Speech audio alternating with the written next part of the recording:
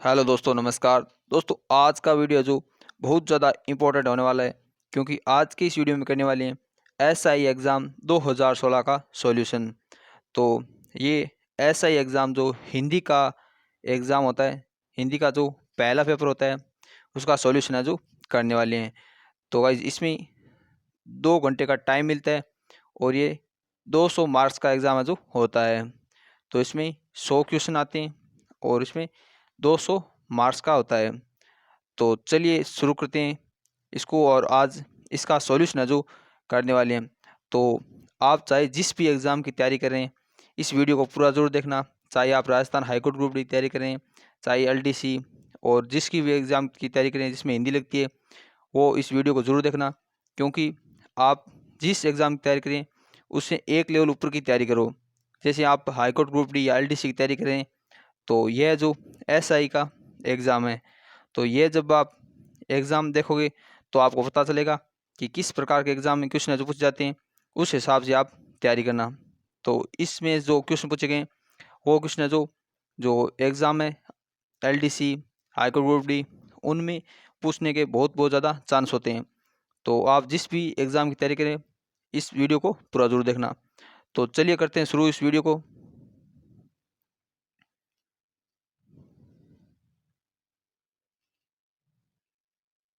तो इसका पहला क्वेश्चन है, वर्तनी की दृष्टि से शुद्ध शब्द है। इसमें शुश्रूषा शब्द का शुद्ध शब्द है जो बताना है। इसमें आप कुछ आंसर देने की कोशिश कीजिए। तो आपने इसका आंसर सोचा होगा। इसका राइट आंसर जो ऑप्शन नंबर ए होगा। पहला ऑप्शन है जो इसका राइट आंसर होगा। शुश्रूषा पहले वाला ऑप्शन वाला शब्द है जो शुद्ध शब्द है। नेक्स्ट क्वेश्चन है, इनमें से किस शब्द में बे उपसर्ग नहीं है? 4 शब्द दिए हुए हैं, बेचारा, बेचान, बेईमान और बेवकूफ़। इनमें किस शब्द में बे उपसर्ग नहीं है? तो आप इसका आंसर देने की कोशिश कीजिए। तो आपने सोचेगा इसका राइट आंसर होगा ऑप्शन 2। बेचान शब्द में बे उपसर्ग नहीं है और सभी तीनों शब्दों में बेचारा, बेईमान और बेवकूफ़, इन तीनों में बे उपसर्ग है और बेचान शब्द में बे उपसर्ग नहीं है। नेक्स्ट क्वेश्चन है, डिस्चार्ज पेटिशन के लिए सही परिभाषिक शब्द है। ये परिभाषिक शब्दावली का क्वेश्चन है। यह टॉपिक है जो एलडीसी, एसआई, पटवार, इनमें यह टॉपिक लगता है। तो इसका आप आंसर देने की कोशिश कीजिए। तो इसका राइट आंसर जो ऑप्शन नंबर 1 होगा, उन्मोचन याचिका।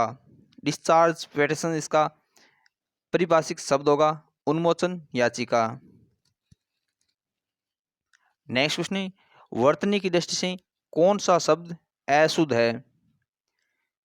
इन चारों शब्दों में अशुद्ध शब्द है जो बताना है।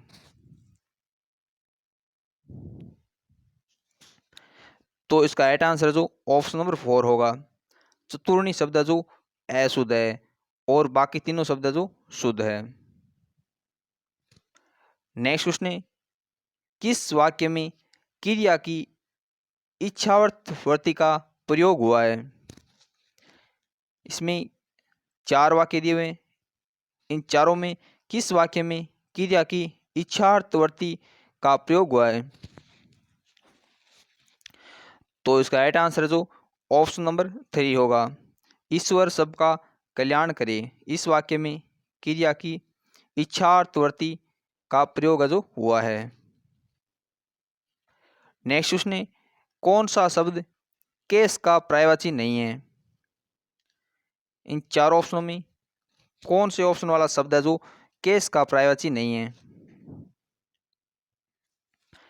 तो इसका राइट आंसर जो ऑप्शन नंबर 4 होगा। सरोरु है जो केस का पर्यायवाची नहीं है और कुंतल, कच्च और शिरोरो है, ये तीनों है जो केस के पर्यायवाची है और सरोरु है जो केस का पर्यायवाची नहीं है। नेक्स्ट क्वेश्चन है, सीधी उंगली से घी नहीं निकलता लोकोक्ति का भावार्थ है। इस लोकोक्ति का अर्थ है जो बताना है। तो इसका आंसर जो ऑप्शन नंबर 3 होगा। बहुत सीधा होने से काम नहीं चलता, सीधी उंगली से घी नहीं निकलता।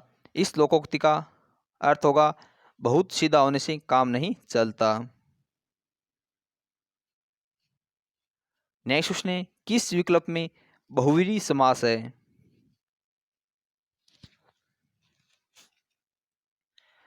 तो इसका राइट आंसर होगा ऑप्शन नंबर 2, चतुरानन।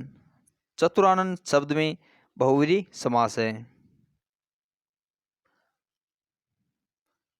नेक्स्ट क्वेश्चन है, इनमें से कौन सा विकल्प सरल वाक्य के अंतर्गत आएगा? 4 वाक्य दिए हुए हैं, इनमें से कौन सा वाक्य जो सरल वाक्य के अंतर्गत आएगा? तो इसमें पहला वाक्य, बस में खराबी थी इसलिए दुर्घटना हुई। दूसरा वाक्य, प्रधानमंत्री ने कहा कि हम शांति और युद्ध दोनों के लिए तैयार है। तीसरा वाक्य, छात्रा ने बहुत ओजपूर्ण स्वरचित कविता सुनाई। और चौथा वाक्य, श्याम आया और मोहन चला गया। इन चारों में कौन सा वाक्य जो सरल वाक्य है?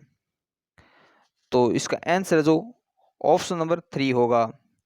छात्रा ने बहुत ओजपूर्ण स्वरचित कविता सुनाई। तीसरा ऑप्शन वाला वाक्य जो सरल वाक्य है।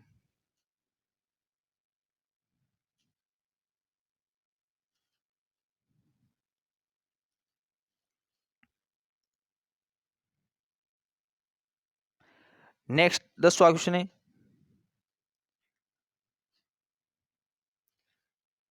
व्याकरण की दृष्टि से शुद्ध वाक्य है। 4 वाक्य दिए हुए हैं, इनमें से कौन सा वाक्य जो व्याकरण की दृष्टि से शुद्ध वाक्य है?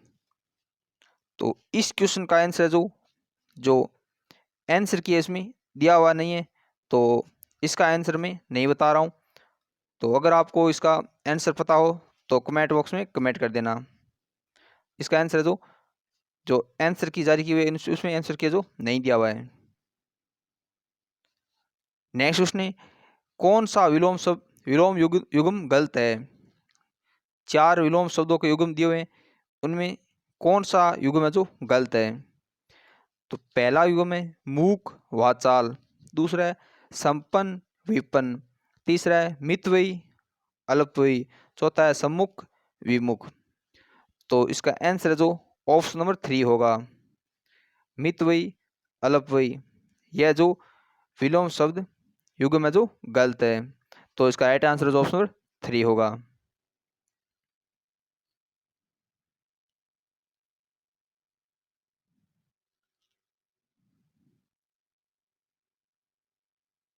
नेक्स्ट क्वेश्चन है, वाक्य की दृष्टि से कौन सा कथन सही नहीं है?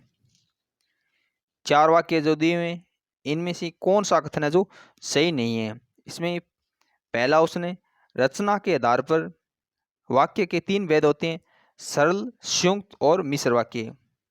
दूसरा ऑप्शन है, अर्थ के आधार पर भी वाक्यों का वर्गीकरण किया जा सकता है। तीसरा ऑप्शन है, उद्देश्य और विधेय वाक्य के आवश्यक घटक माने जाते हैं। और चौथा ऑप्शन है, क्रिया को उद्देश्य और कर्ता को विधेय कहते हैं। तो इसका राइट आंसर जो ऑप्शन नंबर 4 होगा। चौथा कथन है जो सही नहीं है, वाक्य की दृष्टि से चौथा कथन है जो सही नहीं है। तो इसका राइट आंसर जो ऑप्शन नंबर 4 होगा।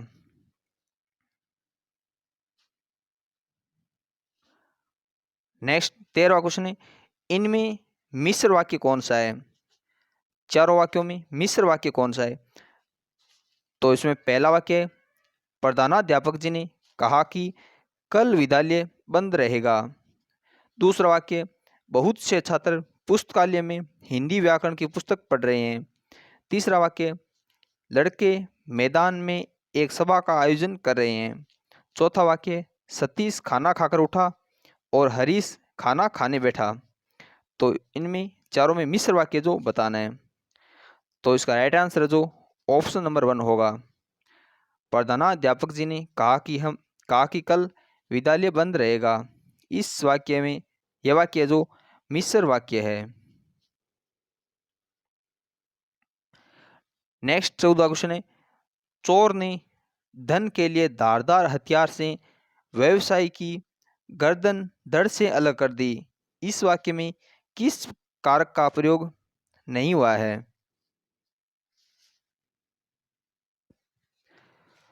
तो इसका आंसर होगा ऑप्शन नंबर 4। इसमें अधिकरण कारक का प्रयोग नहीं हुआ है। इसमें आपादान, करण, संबंध, इनका प्रयोग है जो कारकों का इन कारकों का प्रयोग हुआ है, और अधिकरण कारक का प्रयोग है जो नहीं हुआ है। नेक्स्ट 15वां क्वेश्चन है, किस शब्द में कर्ण तत्पुरुष समास नहीं है? इन चार ऑप्शनों में कौन से शब्द में कर्ण तत्पुरुष समास नहीं है?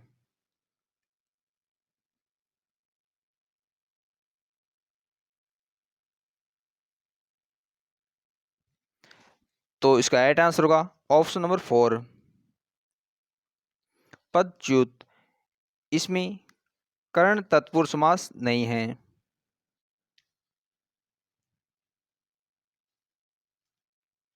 नेक्स्ट 16 क्वेश्चन है, अर्थ भेद की दृष्टि से समश्रुत भिन्नार्थक शब्दयुगम का कौन सा विकल्प सही है? तो इसमें पहला ऑप्शन है ग्रह और ग्रह, ग्रह घर और ग्रह, नक्षत्रादि आकाशीय पिंड।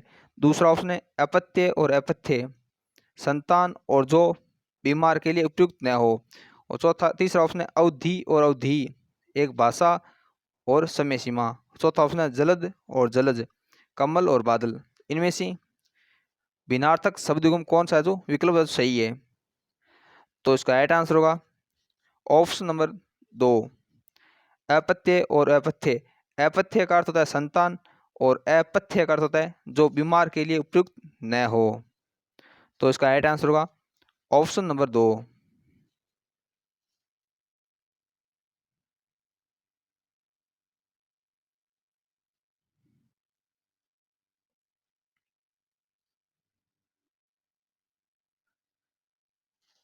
नेक्स्ट 17वां क्वेश्चन है, इनमें से कौन सा शब्द धनुष का पर्यायवाची नहीं है? तो इसका राइट आंसर होगा ऑप्शन नंबर 1, विशिक शब्द है जो धनुष का पर्यायवाची नहीं है। और कोदंड, चाप, सरासन, ये तीनों जो धनुष के पर्यायवाची है।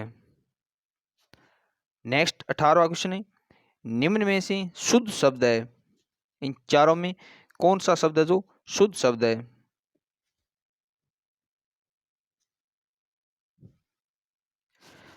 तो इसका राइट आंसर होगा ऑप्शन नंबर 3, हथनी शब्द है जो शुद्ध शब्द है।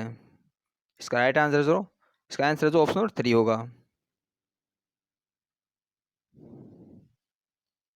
नेक्स्ट 19वां क्वेश्चन है, इनमें व्याकरण की दृष्टि से कौन सा कथन सही नहीं है? इसमें पहला ऑप्शन है भाववाचक केवल अकर्मक क्रियाओं में होता है। दूसरा ऑप्शन है कर्मवाचक अकर्मक और सकर्मक दोनों क्रियाओं में होता है। तीसरा ऑप्शन है कृत्यवाचक भी अकर्मक और सकर्मक दोनों क्रियाओं में होता है। और चौथा ऑप्शन है सभी प्रेरणार्थक क्रियाएं सकर्मक होती है। तो इसका राइट आंसर होगा ऑप्शन नंबर 2, व्याकरण की दृष्टि से और जो दूसरा वाक्य है जो सही नहीं है, कर्मवाच्य अकर्मक और सकर्मक दोनों क्रियाओं में होता है, यह वाक्य जो यह कथन है जो सही नहीं है। नेक्स्ट 20वां क्वेश्चन है, वर्तनी की दृष्टि से अशुद्ध शब्द है, इन चारों शब्दों में कौन सा शब्द है जो अशुद्ध है?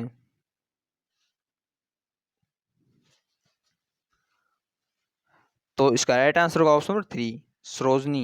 यह शब्द है जो अशुद्ध शब्द है। और दूरस्थ, गृहिणी, रचित्री, ये तीनों शब्द है जो शुद्ध है, और सरोजनी शब्द है जो अशुद्ध है।